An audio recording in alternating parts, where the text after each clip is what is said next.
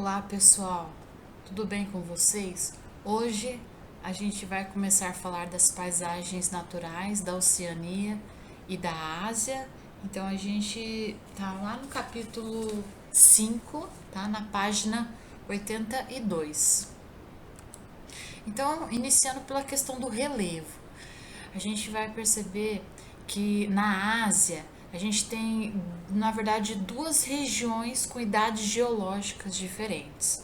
Uma região com relevo mais recente, que é esse primeiro que a gente colocou aqui, que é a formação das cordilheiras, e uma área com formações mais antigas, que é a segunda parte que nós colocamos aqui para vocês visualizarem. Então, dois grandes conjuntos de cordilheiras podem ser destacados: as montanhas do Cáucaso, Indo-Kush, os montes Zagros, Colima e o Himalaia. Então, são as formações mais recentes do relevo. Ao sul, existem planaltos e planícies importantes, como o Planalto da Arábia, do Irã e do Deccan, e as planícies da Mesopotâmia e os vales do Indo e de Mekong.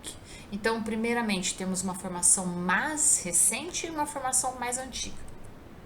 A gente vai perceber neste mapinha aqui do relevo que a gente tem o que? Conforme vai ficando mais escura a cor, maior vai ser a altitude. Quanto mais claro, verde, tons mais claros aí, menor é a altitude. Então, a concentração de pontos elevados do continente asiático vai estar principalmente aqui no Himalaia, na Península Arábica, no Cáucaso. A gente consegue visualizar bem essa delimitação, tá? E um dos pontos mais altos que todo mundo conhece, né, é o Monte Everest, que ele apresenta 8.850 metros de altitude. Ele está na Cordilheira do Himalaia, que surgiu há cerca de 60 milhões de anos, devido ao choque entre as placas tectônicas da Ásia e da Índia, sendo uma formação recente no centro-sul asiáticos. Aqui a gente consegue ver as placas tectônicas e o encontro dessas duas placas, aqui a placa euroasiática e a placa indo-australiana, que é responsável pela formação da cordilheira do Himalaia, tá? Então, esse movimento convergente das placas que vai dar suporte a toda essa estrutura que vocês provavelmente já ouviram falar bastante do Monte Everest e do Himalaia também, tá? Pessoal, do clima, né? A gente vai falar primeiramente, né, dos climas quentes, né, que são divididos entre os equatorial, o tropical e o desértico, os climas temperados, que são climas com características mais amenas, que é o continental e o mediterrâneo, e os climas frios, que é o frio, né, e o clima polar. A gente vai perceber que o primeiro tipo climático presente na Ásia está principalmente no norte do continente, que é o clima frio e o clima polar, que tem uma característica bem importante: o inverno é rigoroso, tá? Então a gente vai perceber qual a diferença da vegetação desses dois climas. A vegetação de tundra vai estar presente no clima polar, e a vegetação de taiga vai estar presente principalmente no clima frio. Tá? O clima temperado continental.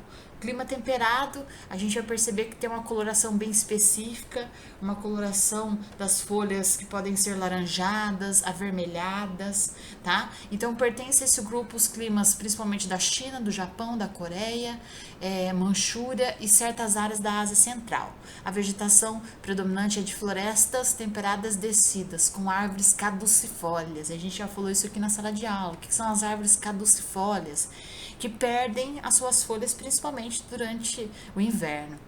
O próximo clima é o clima desértico, tá? A principal característica do clima desértico vai ser o quê? Grande aridez. O destaque que a gente tem no continente é o deserto do Gobi, tá? Abrange parte do Paquistão, Oriente Médio, áreas do norte da China, da Mongólia e das Chinas são originadas pelas barreiras das cadeias de montanhas do Himalaia. Então, como vocês sabem, quando a gente tem uma grande cadeia de montanha, isso vai dificultar o que? A passagem de massas de ar. Então, isso vai favorecer a esse clima nessa determinada região. Praticamente não há vegetação nesta área. O clima mediterrâneo, qual a característica principal? é predominantemente seco, como é o caso, por exemplo, de Israel. Abrange regiões próximas ao Mar Cáspio e Mediterrâneo, possui invernos chuvosos com verões secos e pequena oscilação de temperatura na média anual, ou seja, não há variações da temperatura. Então há uma média de temperatura elevada. A vegetação é composta principalmente por estepes. O próximo clima, pessoal, é o clima tropical. A gente vai perceber que abrange principalmente o sul e sudeste da Ásia, ou seja, Índia, Bangladesh, Butão, leste da China. Essa região também inclui algumas áreas de clima equatorial e subtropical. Como vocês sabem, o clima equatorial, ou seja, próximo à linha do Equador, e o subtropical. Quais as características desse clima? Parecido com a nossa região. Ou seja, a gente vai ter temperaturas elevadas, mais chuvas durante o verão, e durante o inverno as temperaturas mais baixas e, claro, uma menor precipitação. Tá? A vegetação predominante é a floresta úmida tropical. O clima de monções corresponde às massas de ar que agem nas formações dos ventos monsônicos, que durante o inverno provoca estiagem e no verão chuvas abundantes, no sul e sudeste asiáticos. No inverno, as massas se deslocam do norte, né, que é frio, para o sul, que é quente. E no verão, as massas oceânicas quentes se deslocam em direção ao continente. A gente vai perceber que a cordilheira do Himalaia age como uma grande barreira para os ventos úmidos que vêm do litoral no verão.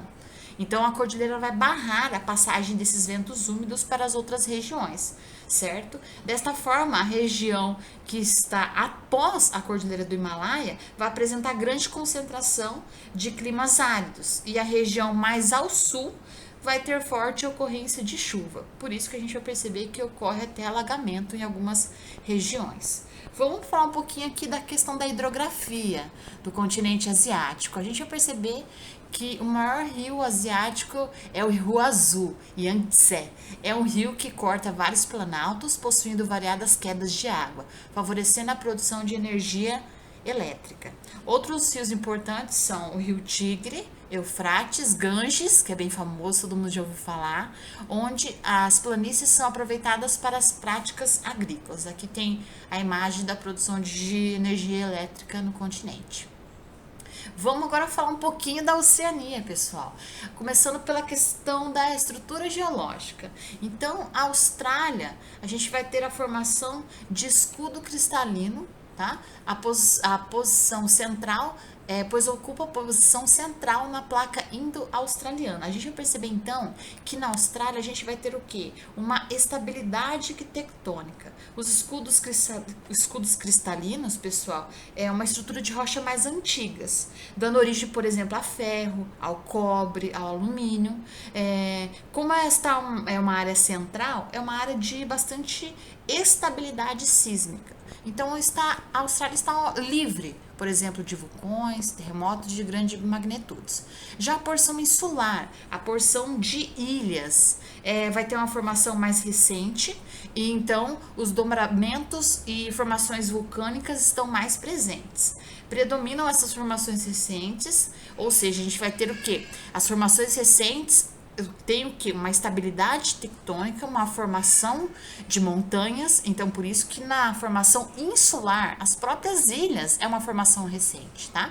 E na Nova Zelândia, a gente vai ter o relevo predominantemente montanhoso, ou seja, a gente tem na Nova Zelândia a cordilheira dos Alpes neozelandeses, que é um destaque aí, tá?